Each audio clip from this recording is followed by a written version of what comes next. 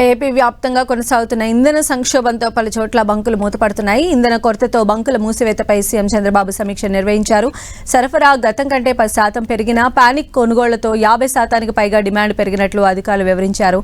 అటు రాష్ట్ర వ్యాప్తంగా 4510 బంకులు ఉండగా 421 బంకులు మూతపడ్డాయని అధికారులు తెలిపారు. నిన్న ఒక్కరోజే రాష్ట్ర వ్యాప్తంగా 10,345 కిలోలీటర్ల పెట్రోల్, 14,156 కిలోలీటర్ల డీజిల్ అమ్మకాలు జరిగినట్లు అధికారులు వివరించారు.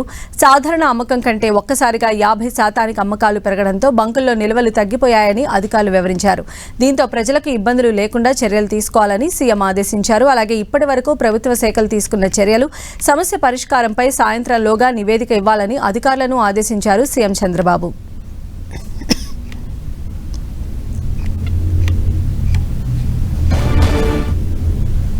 ఉమ్మడి ఖమ్మం జిల్లాలోనూ పెట్రోల్, డీజిల్ కొరత వెంటాడుతోంది. ఇంధనం కొరత కారణంగా ఇప్పటికే కొన్ని బంకులు మూసివేశారు నిర్వాహకులు.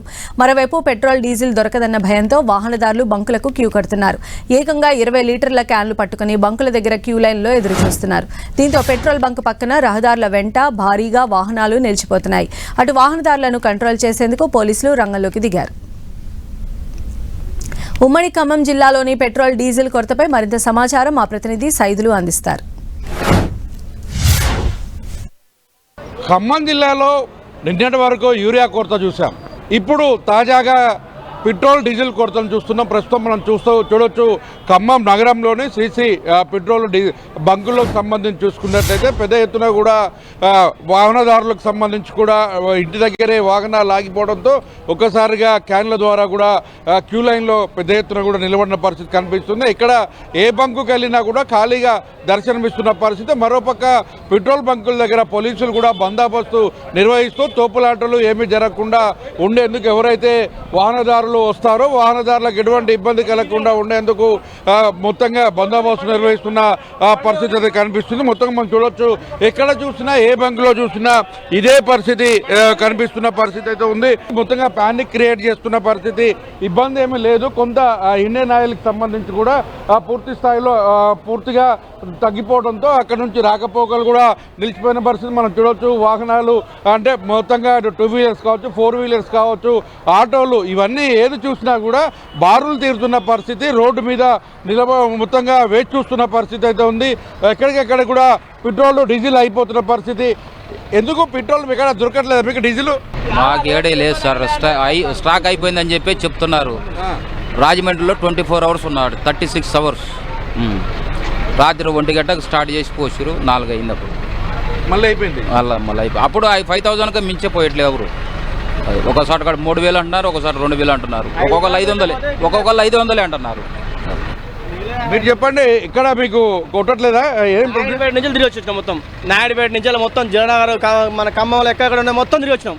ఎక్కలేదు, మళ్ళీ వీడికి వచ్చి ఆయనం ఈడ క్యూ కట్టుకో. ఇప్పుడు 3 గంటల సేపు ఎండలు నిలబడతాను. ఆడ డీజిల్ అయిపోయింది అంటారు. మధ్య వచ్చి ఒక్కొక్కరు వచ్చి ఇరుకుతారు. మీ డాక్టర్ అంటారు, మీ పోలీసు అంటారు.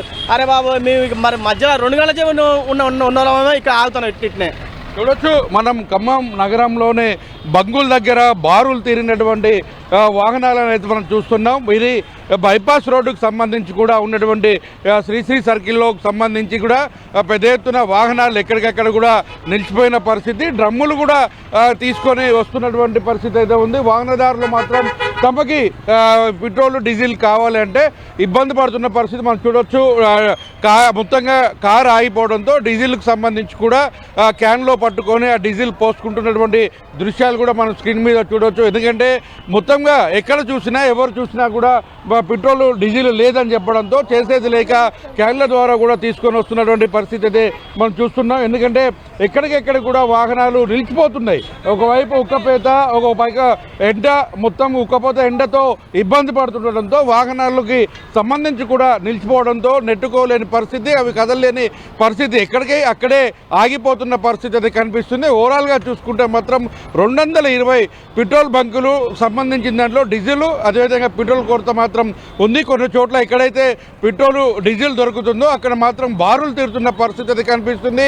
ఎండలో గంటల తరబడి ఎదురు చూసినప్పటికి కూడా లిమిటెడ్గా 5 లీటర్లు, 10 లీటర్లకే పరిమితం ఇస్తున్నారు. దీంట్లో కూడా కొంతమంది అధికారులకు సంబంధించి కూడా కొంత ఇబ్బంది పడుతున్న పరిస్థితి. అంటే పోలీసులు కూడా బందోబస్తు నిర్వహిస్తున్న పరిస్థితి.